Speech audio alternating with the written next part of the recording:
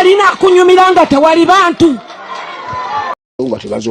It seems the Nanga has failed. He has failed the country completely.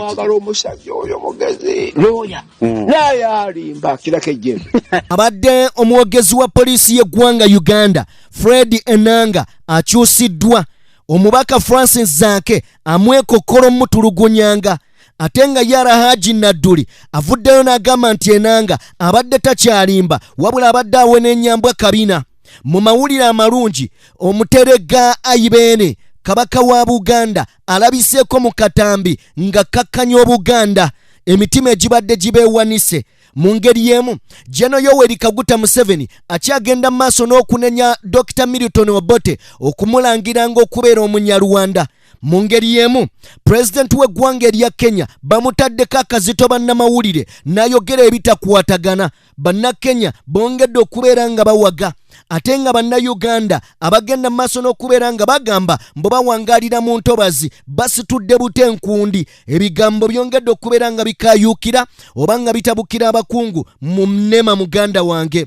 Njagala kubeera nga nkubuuzaako wenna gy'osinzira okubeera ng'otugoberera abali mu bitundu by'ensi eby'enjawulo. Omukutu oli ku DPTV Uganda and of course yenze Sajime abeerawo okubeera nga mbatuusaako ebintu eby'enjawulo. Kisenyiga kinnuma ge mazima n'eddoboozi lirabika lizzeemu agali empuuta. N'olwekyo njagadde nsinziire wano ntandika okuba nga mbaweereza nga bwe tubadde tutambula. Mukama nkwatireko oba olyawo nsobole olikavaringa bulungi nnyo nsobole okubeera nga ntereera. Njagala kutandika n'amawulire agava mu Uganda Police. Ampuliriza munnayuganda munnange. Uganda Police yakoze enkyukakyuka zino ngenda kuwako oba olyawo ey'omukulu amanyiddwa nga Enanga ASP Rushoki ng'ono nno alondeddwa okubeera nga ye mwogezi wa poliisi ya Uganda. ASP Rushoki yalondeddwa okubeera omwogezi wa poliisi ya Uganda ng'addira mu kifo ekibaddemu Fred Enanga. Enanga gwe mujjukira obulungi. Fred Enanga njagala mujjukirako emabegako poliisi bwe yagenda maaso n'okuba ng'eketta amaka ga Robert Kyagulanyi Ssentamu n'obunyonyi buno bukamera obumanyiddwa nga bu drone. Enanga n'avaayo n'ategeeza nti omukulu Kyagulanyi alabika taba na tulo. Dwaki avangayo n'atunula waggulu mu kiro n'ategeeza nti yalabye emmunyeenyi n'agiyita drone. Ebyo byali bigambo bya Fred Enanga. Era ne tuwulya President Robert Kyagulanyi Ssentamu ng'agamba nti ono Enanga singa ali mu lulimi lw'Abadongo bandimutuumye endongo oba endongo. Yes, bigambo bya President yabyogera ali ku Baba TV wali. Wabula nga njagala kutegeeza byonna nga bigenda mu maaso njagala nkuweeko katono nnyo ku mukulu amanyiddwa nga Honorable Zaake Francis Mutebi nga yeekokkola omukulu ono amanyiddwa nga Fred Enanga. Enanga mu bulamu bwange bonna sigenda kwerabira omusajja Enanga. Kyesigenda kukwerabirako n'osooka ogamba ensi yonna tinze neeruma okutu oyo Zaake yeerumya amatu era yabadde yeekonakona mu mmotoka nga tumutwala era yatolose mu kaduukulu ka poliisi. Katogenze mu Interpol nno biralamu biri international bajja kugoba kati Lusoke musajja wattu Lusoke kaba kutume naawe byebimu. Okay, oyo Honorable Francis Zaake nga yeekokkola Enanga. Wabula si ye yekka, waliwo na Haji Nadduli agamba nti ono yabadde si mulimba. Kyonna kyabadde akola katuwulire erinnya lye kyalituumye. Mpuliriza, ono ye mukulu amanyiddwa nga Haji Nadduli. It seems the Nanga has failed. He has failed the country completely.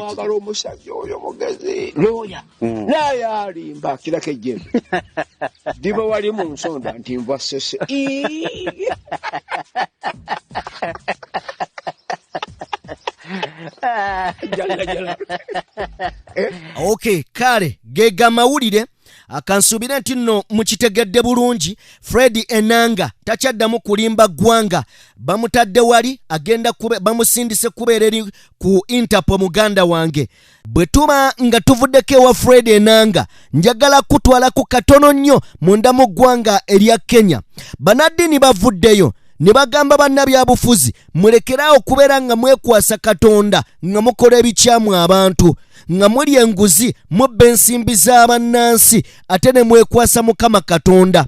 Njagala owulye kiripu eno oba olyawo bannaddiini mu ggwanga erya Kenya beenyigidde nnyo mu nsonga eno twabalaba n'obbalaba nga beekalakaasa baalumba street wabula ate wane Uganda toli abako munnaddiini ng'akutte ekkuba agenze ku lw'abantu wabula banoga bunozi nsimbi wabula aliwo amawulire ge twawulidde ne ku mpuuga so kanzije katono. This is corruption after corruption after corruption in a government that looked very Christian. And you remember I told them not to hide in Christianity. Christianity is being men and women of integrity. You cannot use Christ to come to power and then when you get there, you become a corrupt leader.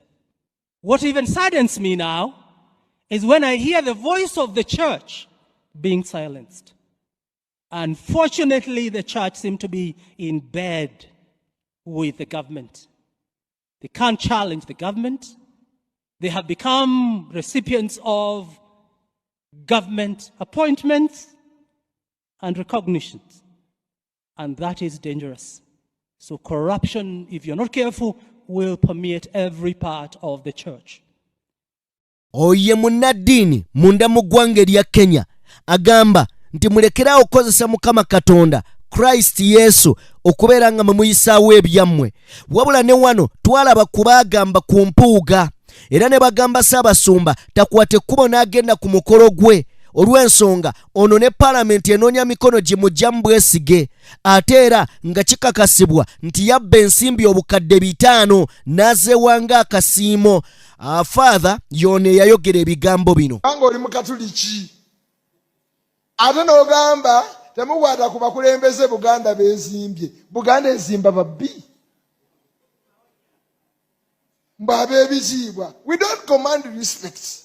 Ayo kabaka yalwadde alaje oboyo alaje wawa aluma kabaka bwatyo sinalaba alwala alaje afaanana bwatyo ne mujjamu Abaganda ne mugamba wendigwa woligwa kabaka wamwali luddawa buli yenna ayinza mu ddiiro ey'okumpa obutwa nja kukima n'abaana bo n'abalabe mu nnaku ezi gala kubeera nga nkutwala waliwo akatambi akafulumye nga kalaga nti n'empologoma ya Buganda Ssaabasajja Kabaka mutabani wa Luwangula Muteesa avuddeyo n'ayogerako eri abantu be ebibuuzo bibadde bingi okumala akaseera era nga Katikkiro ateekeddwa ku nninga okulaga empologoma. Jozi n'atugamba nti oba olyawo yayogerako naye ku ssimu ebigambo bye twagaana kubanga twali twagala kulabako newankubadde tulabye akatambi waliwo bannaffe abatali bamativu.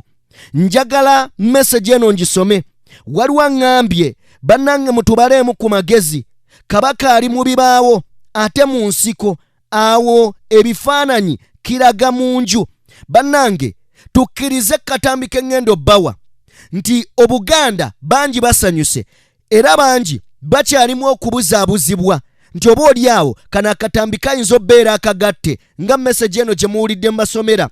Bannange mutubaleemu ku magezi kabaka ali mu bibaawo ate mu nsiko awo ebifaananyi kiraga mu nju. Kyategeeza ke kana akatambi ka Ssaabasajja Kabaka. Njagala tusooke tukalabe. Mbalamusizza abantu baffe mwenna. Nze Ssaabasajja Kabaka nga nsinziira wano we twajja okuwummulako n'okujjanjabibwa nga tugendera ku magezi g'abasawo nga bwe gaatuweebwa. Tubadde tumaze akabanga nga tetubawulizaako nga tugoberera ebiragiro by'abasawo ebyatujja ku mirimu egisinga obungi. Embeera y'obulamu bwaffe egenda etereera era tusuubira okudda ku butaka mu biseera ebitali byawala nnyo.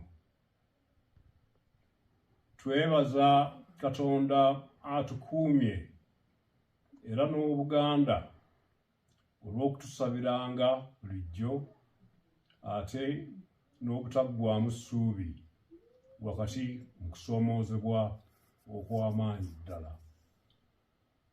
Twebaza Katikkiro, baminisita n'abaami ba Kabaka bonna olw'okusigala nga batambuza emirimu gy'Obwakabaka mu kiseera nga tetuli mu nsi.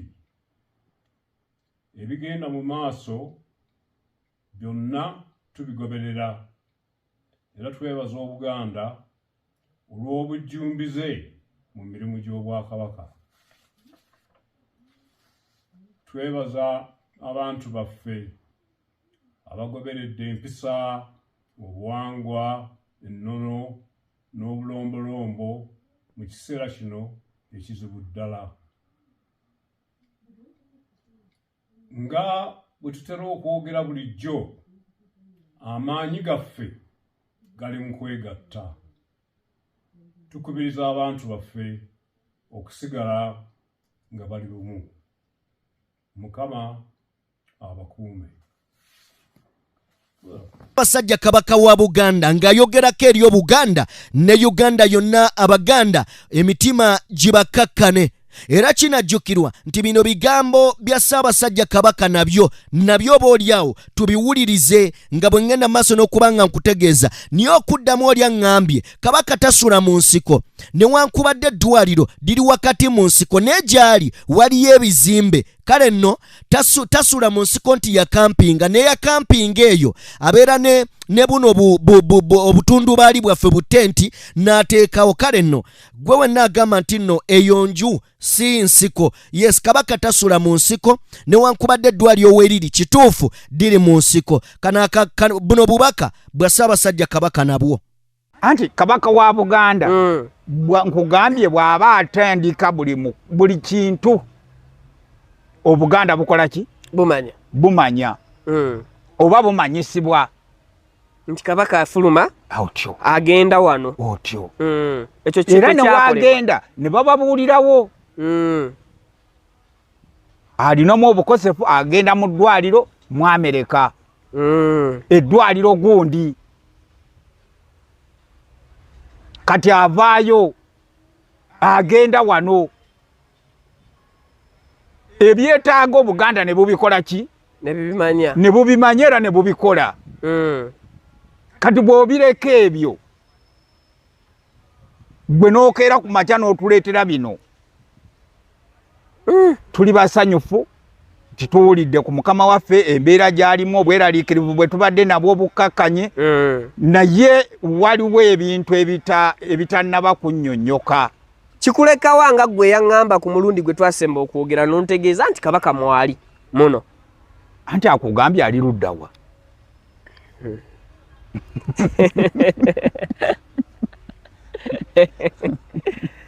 BBS ewandiise nti ali Namibia. Ye akugambye ali luddawa? Ye tayogedde waali. BBS ngamba eddoboozi lye liri fuulu. Yes.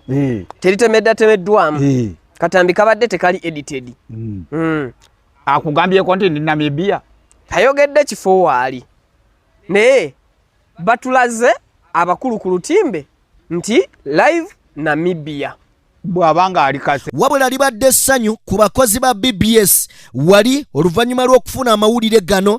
Ndowooza tulabeko ku ssanyu lyabwe abakozi, sigamba babbosi oboolyawo bo balina ebibalo birala, niye abakozi balinga ffe, empologoma bajagala nga ffe, ne bali ba big fish bali awai tetumanyi bibalo byabwe. Ne kale katulaba abakozi ba BBS n'essanyu nga bwe libadde. Empologoma oluguma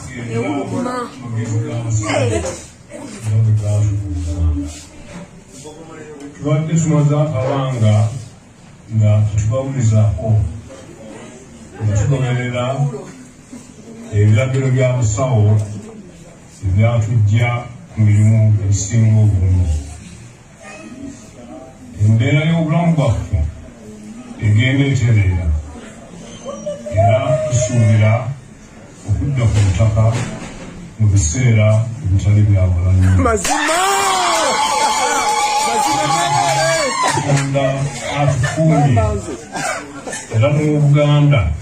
Beba abakozi ba BBS bwe bagenze mu maaso n'okuba nga bajaguza essanyu libadde lya Mwoki wa Gonja, wabula njagala kubeera nga nkutwalako wano nzikiriza essanyu tuliviiremu ddala.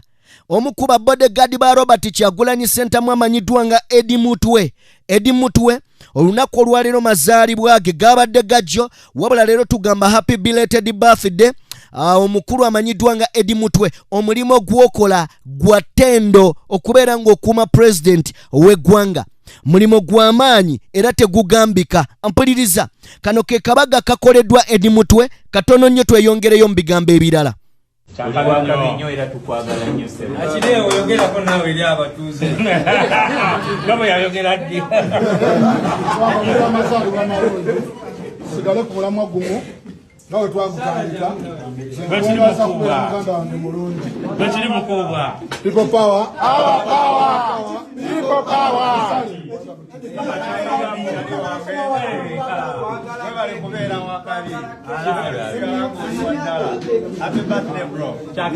Bannange nange mbebaza nnyo mwebale ddala. Nze nno eneriga ye keeki yange esoose muzi birthday zonna. Nkyogera etya ye pate liga pate esoose mugundi zonna. Tanso mwebale ddala mwebale nnyo. Desmond baba Chakali Desmond baba Mapumidia mwebale tuleetera mwana ali wanera akwata video. Shifura Desmond.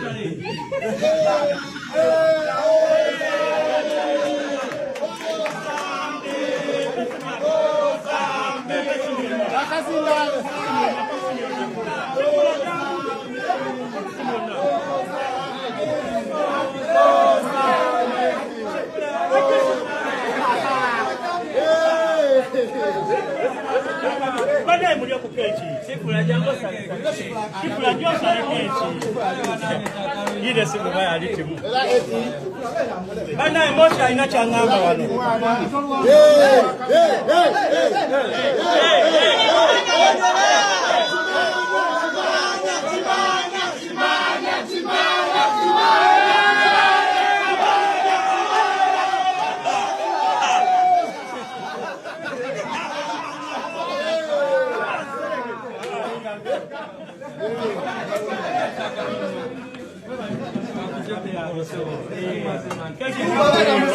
Eddie Mutwe, happy belated birthday muganda waffe.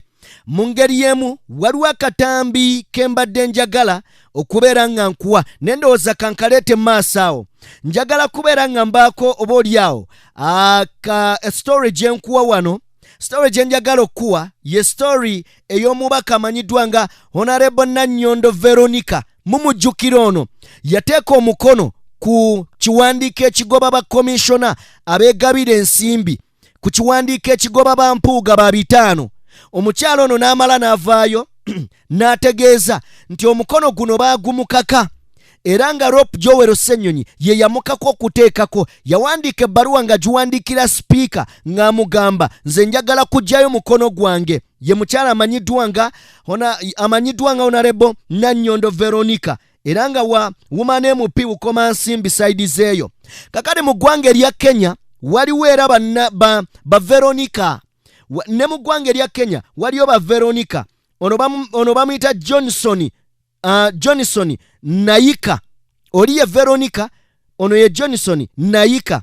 Johnson Nayika yayogedde bw'ati, yagambye nti nno etteeka eryavaako emberebere munda mu ggwanga erya Kenya, Palamenti yali etudde nga bali mu kuliyisa, ye yali yeebase, agamba nze nali neebase, wabula nawulira erinnya lyange nga liyitibwa. Bwe nawulira erinnya nga liyitibwa nava mu tulo ne ŋŋamba yes. Nze nali ndowooza nti nnyanukula ssimu, nti oba waliwo yali ankubidde nga nnyanukula ssimu. Ngenda okugira nga bagamba nti nno nonze yeesi. Omukulu ono agamba ye teyalonda, y'omu ku baateekako omukono. Kyokka agamba nze saalonda. we byaliwo ebyo mu palamenti nali neebase era bwe nawulira erinnya lyange nga lisomebwa nalowooza waliwo ankubidde essimu ne ngikwata ne ŋŋamba yes kakati ono tayawukana nono amanyiddwa nga Nannyondo Veronica kyokka ono ye Johnson Nayika. Otegedde buli ggwanga sebo wabeerayo bakasooto baalyo, buli ggwanga wabeerayo ababaaba wavu bakyakubwa abaayo.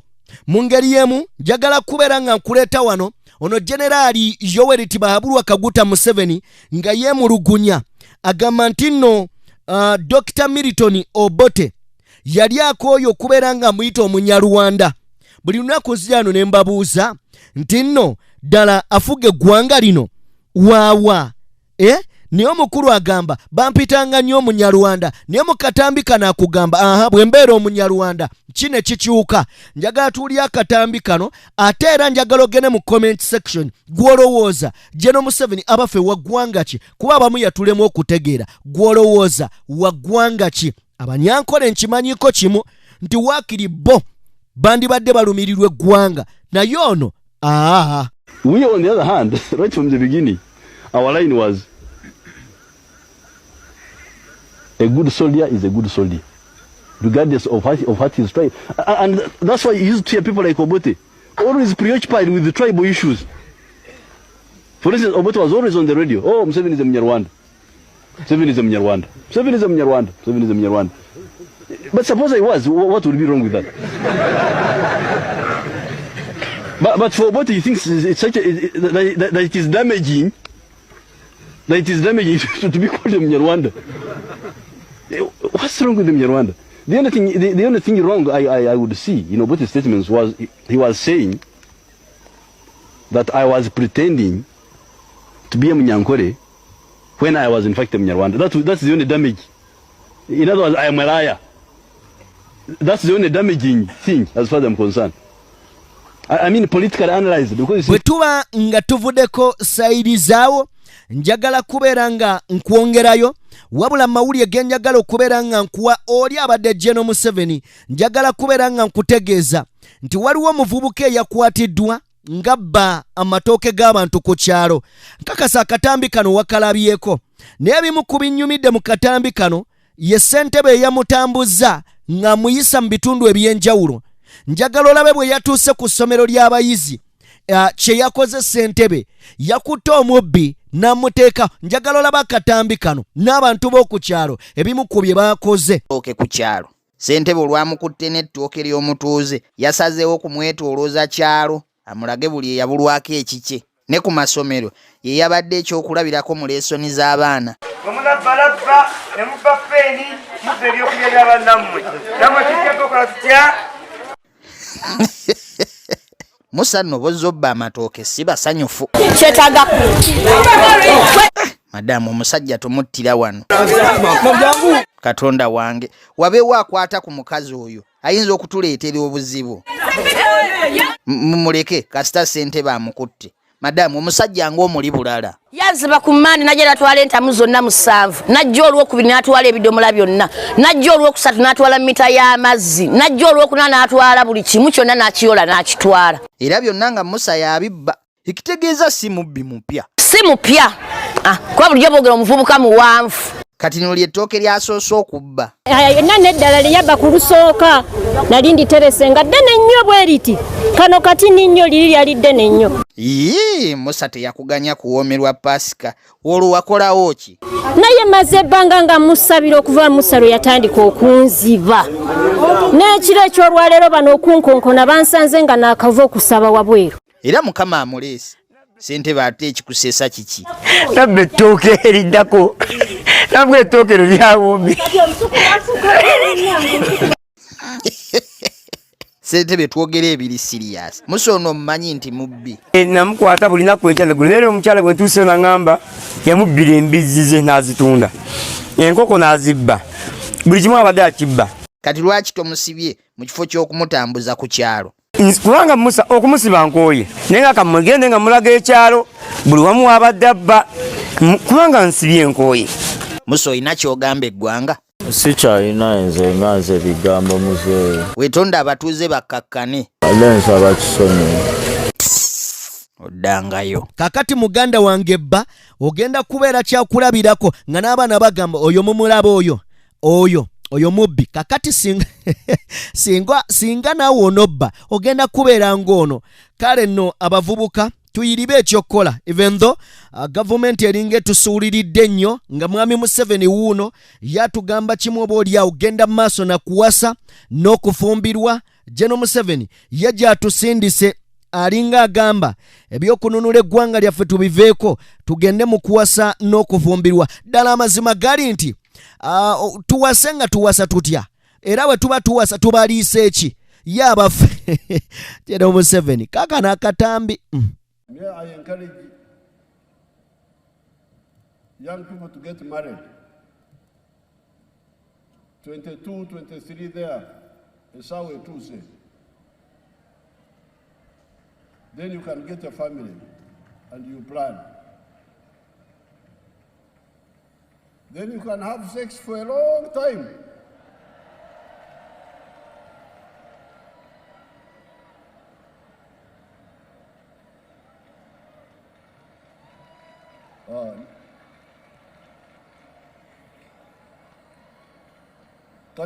Kati mubalemu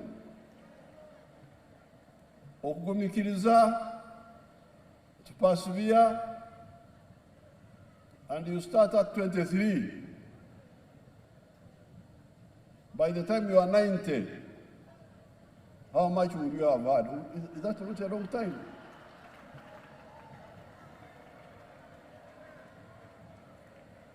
But for you, okujabirira to stampede, and you start having sex when you are 14, 15, 16, and then you get AIDS, and then you get sick, or you get into problems, you will be miserable for all your life. Kati ekibaro bannange, ekibaro ky'obulamu mukitegedde abazzukulu, ekibaro mukitegedde. The Bible says there is time for everything. Buli kintu kirina obukiseera kyakyo. Oyo ye generali Yoweri Tibahaburwa Kaguta Museveni. Njagala kubeera nga naawo nkujjawo muganda wange. Bwemanga nkujjewo nzikiriza tutunulireko ku bantu b'omuntu bazibano. Abantu abagambibwa ogobaganyizibwa ku mataka oba abagobaganyizibwa ku mataka bavuddeyo ne beekyawa. Nakulaze olunaku olwajjo abasuubuzi. Kakati ne bano bamaze ne balya mu ndago. Ampuliriza. Njagala owuliriza ebigambo by'abasuubuzi wabula General Museveni ng'akyatugamba tugende mu maaso n'okuwasa n'abakyala okufumbirwa. Eggwanga jjo lirabikanga ligenda musakazi tokaata ka kuba olyawo waligenda okuzuukuka ng'entebe maniya ne emmye. Njagala owulira ebigambo by'abano. Eggwanga lina kunyumira nga tewali bantu. Banatasha banavuga emmotoka ne bazinyumirwa nga tutabusenga Kenya. Temugamba singa tulina sente ezigula ku lusozi ezinga tetugula ku lusozi. Bannange tuli banyiivu.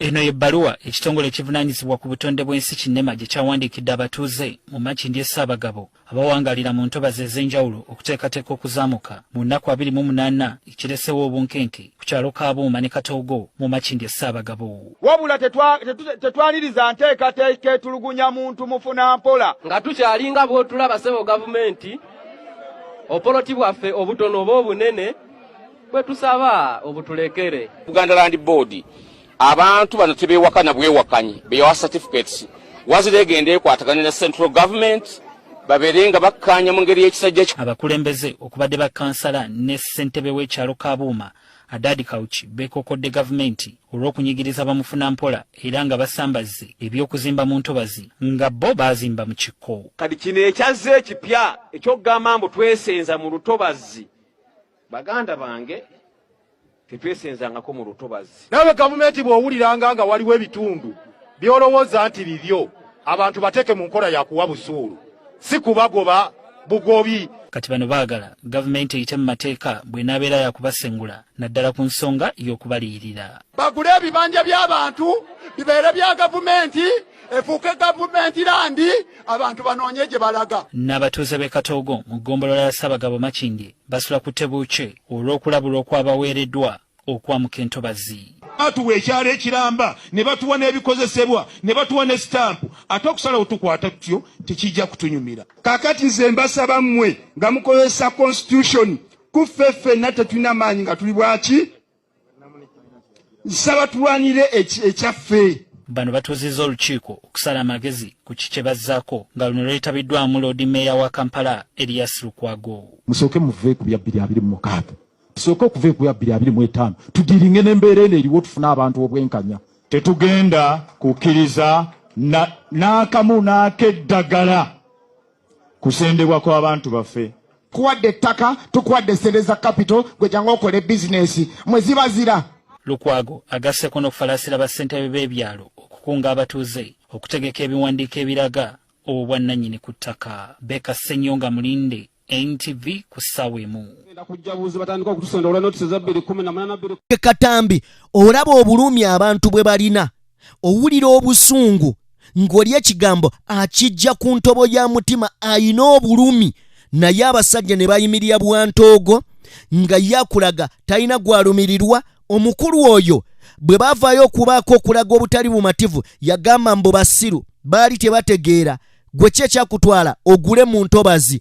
Owulira ebigambo ebyo era kituzaayo wali yeewakana nti si kozi mbadde mbyogedde waggwanga ki sijjukira naye yagambye mu Nyarwanda njagala kubeera nga generaali muvaako wabula ne kano kalabe kaabasuubuzi nabo bagamba n'amajambiye olwedde mawagale. Ffe twetunda ebyewaffe okujja mu kibuga teri yatuwa kapito. Gavumenti amafakitole ge yasangawo weegali. Abali mu gavumenti lwaki baatidde okupangisa ebizimbe ne bakuteeka wali akantu. Ojja genda obagambe tokwata kazindalo mmoza tetwagala kuwulira watulyamu olukwe. Watulyamu olukwe. Wava mu muntu wa wansi. Obusente mubulya naye bujja kuggwawo musigale naffe. Twasituka ne tugenda e Kololo, ekyali e Kololo kwali kulya na kunywa kutuuzaabuza. Naye twasigala tuli ku mulamwa. Nga bwe twasigala nga tuli ku mulamwa. Bannaye abasinga n'abasuubuzi baasoma biri ebintu bye bagamba nga abasuubuzi tebyasoma byaggwawo dda. People educated abasuubuzi baasoma tusomye degree tuzifunye emirimu gibuze. Okabiridde abaama bakwadde miliyoni 5-3 okoze bizinesi ifurize edimazeewo tugenda kulyawa. Abasajja batya okuwasa abakazi batya ofumbirwa buvunaanyizibwa because gavumenti eri migongo gyaffe ffe tukamulamu ki mukamuzi. Bw'abanga gavumenti esobola yimirira naffe ffe abasasula omusolo however small we are tetugenda linda ffenna kutikka bintu China okuwulira effect. Because wanatika t-shirt gye ntunda gye mbadde ntunda emitwalo 2,200 najja ku mitwalo 2 n'ekitundu kyengendo singa ofuna mu dduuka lyange ze nkoloosi. Mu gulupu mubiraba tetwetirira bannaye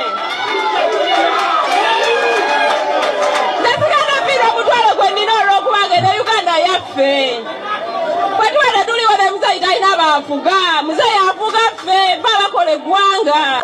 Nze kaakati kyengenda obagamba kintu kyangu nnyo. Abasuubuzi abasinga mwena mugenzeeko e Kenya ne musuubula.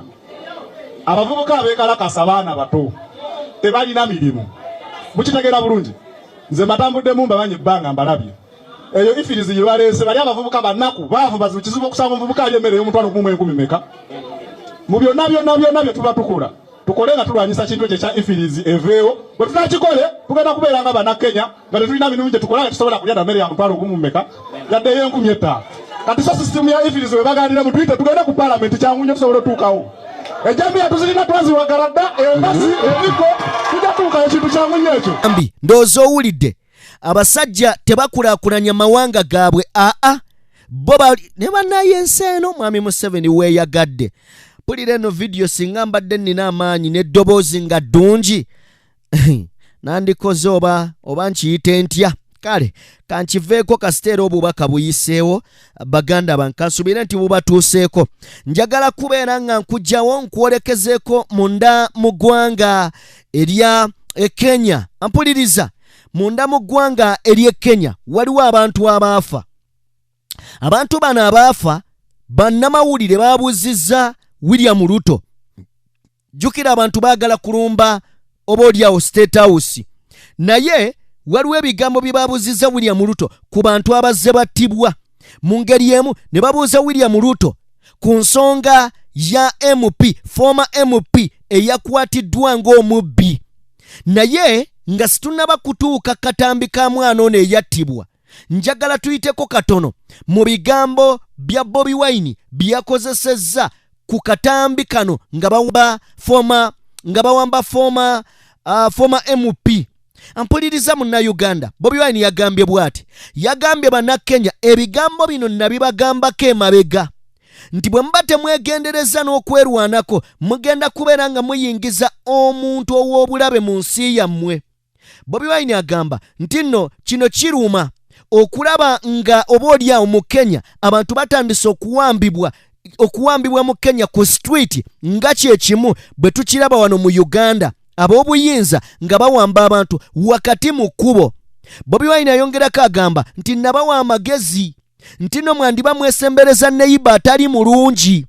Era n'abagamba nti bannakenya brothers and sisters mubeere beegendereza kubanga wano wandibeerawo endagaano z'abakulu ono wawa ne Uganda ng'ayina empisa embi enkyamu zaali mu kubasigamu eyo. Abajjukira bwe nali nkola story ku mukutu ogumu gwali gwa Vic exclusive nabagamba nti waliwo ebintu ebiri mu kopebwa nga William Ruto ayina akatabo k'omuntu kali mu kusoma wabula akatabo ako kali mu kuttattana eggwanga erya Kenya.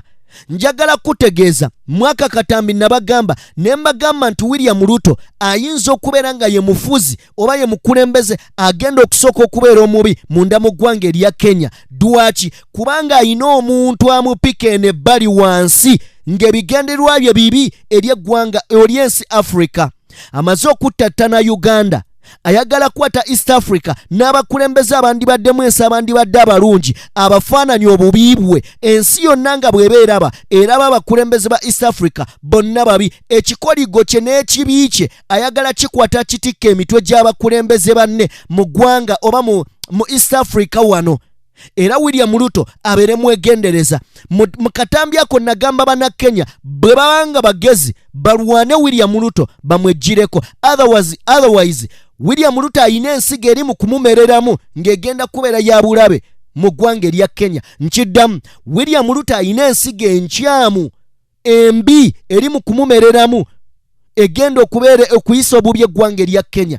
Uganda ffe tulinga bali mu comfort zone. Dwaki?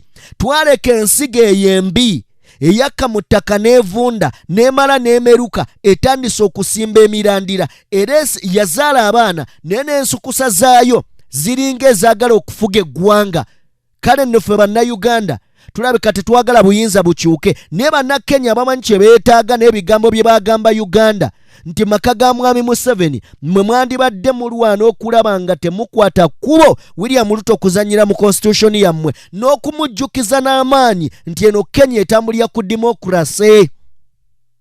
Oba ntegeerekeka? Tubeere beegendereza bannakenya, mubeere beegendereza. Kati nno njagala kubeera nga nkutwala mu kana akatambi. Akatambi ke njagala okutwalamu njagala okalabe. Ono ye William Ruto. William Ruto babadde bamubuuza ku mwana omuto ow'emyaka 12 eyakubiddwa amasasi 8. Myaka 12 eyakubiddwa amasasi 8. Mukulu Ruto gamumyuse nno. Newankubadde byonna nga bigenda maaso mpuliriza, William Ruto enyanukula gye yayanukuddemu kino ekibuuzo eraga nti musajja si mulungi n'ebigenda maaso mu ggwanga erya Kenya. Abasajja be basiba bagamba nti ono si mukulembeze. Indeed kino nzize nkibagamba ne we baali bali mu campaign na kibagamba. William Ruto is a businessman, si munnabyabufuzi. Era eggwanga erya Kenya lyolekedde akabi Katonda bw'atalisaasira. Katulaba katambi ka Ruto. Mr. President, this boy, 12-year-old, took 8 bullets into the body of a 12-year-old boy. What would you tell the mother of that boy? That boy is alive, right? No, it's not. Kennedy Onyango died. He's died. So he's the one who died? Yes. So you're not talking about the person who was shot with rubber bullets? No. No. Yeah? Shot with bullets 8 times. Let me tell you. Yeah. In Ngong, this is the situation in Ngong, right?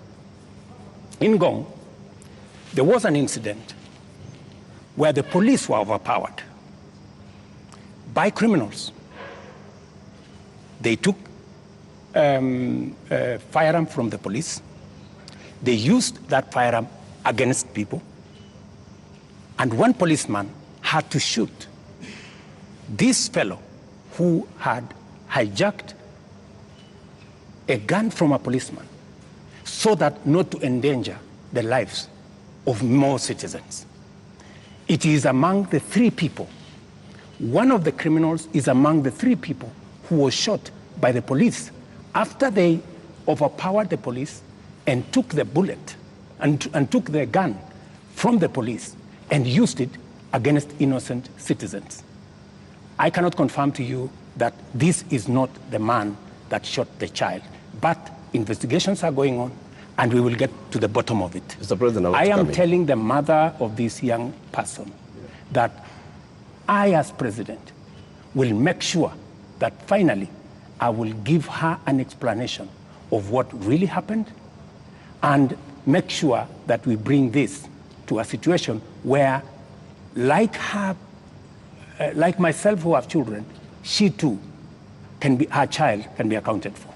Mr. President, the Kenya National Committee. William Ruto, oyo, ye William Ruto, ebyaddala yoyo. Mpuliriza munnayuganda munnange, njagala kubeera nga nkuwa akatambi kano. Bw'oba osobodde okkalaba ng'olina obudde bwo nsaba kamaleeyo. Njagala owulirize full interview nga babuuza omukulu ono William Ruto. Interview eno yabadde ku mukutu gwa Citizen. Njagala tugirabe n'obwegendereza. Njagala owulirize ebigambo bya Ruto. Ogenda tegera ebigambo bye nkugambye. William Ruto, Kenya yebereremu. Otherwise Kenya wonna weeraga wabi ebitagambika. Njagala tulaba akatambi kano tukamaleyo. Just for a moment, Mr. President, and I just want us to go to that video over there, which will play on air, and let's post and watch it together, Your Excellency. Let's watch this video. Sell them to the people of Kenya. There are enough intelligent people in Kenya to differentiate what is good from what is better and what is best. Ni jambo mbaya sana kama tutatumia askari polisi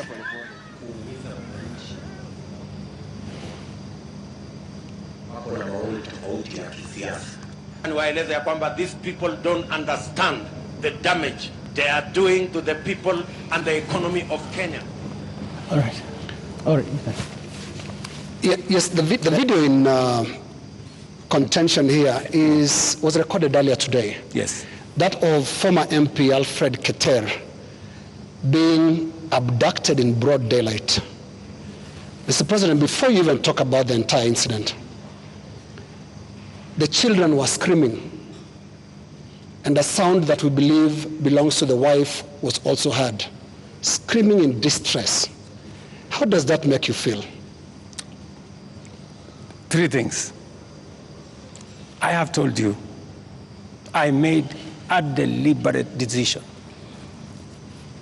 to make sure that the police operate independently. That's number 1. Number 2, I have told you, if the police summon Linus Kaikai, and Linus Kaikai refuses to go to the police, are the police not entitled to come and look for you? When the police come to arrest you after they have summoned you and you didn't show up, is that an abduction? So let's have this as a confirmation. That no, I'm just asking you. Let's have this as a confirmation, Your Excellency, that Alfred Keter was summoned by police. He refused to the police have respond to issued the a summons. statement. I would suggest, instead of us having a back and forth, the police have released a statement. Can you check what the police have released, the statement? And you still not answered my question. Which the was? wife and children screaming that way. I mean, how do you feel, Your Excellency? I mean, my friend, every child, every mother feels the same when their parent is under attack. I mean, that is what it is. But let me ask you, what about the children? What about the children of those who have lost their lives because of the criminality of others? Don't they feel the same? So we just need to be a country of the rule of law. Impunity cuts both ways. Those who respect the law must be protected by the law. Those who do not respect the law must face the full force of the law. That's how it operates. That's how we will have a society. Here's the same way we must condemn excessive use of police powers, but we must equally deal firmly and decisively with criminals who put the lives of other Kenyans in danger, destroy property of hard-earned earnings. There are many people, Linus, in this demonstration that have lost livelihoods, that today their children are crying. Today their wives are in tears because they don't know how to face tomorrow. Mr. President, their businesses have been wiped out. Their incomes have been destroyed. I have just told you 2.4 billion shillings worth of business has been destroyed. And today, as I talk to you this evening, there are families who have tears. There are families who do not know how to face tomorrow. And I've asked you very specifically, President, how do you feel about those tears, especially those who have been killed by police bullets? It is horrible. It is horrible.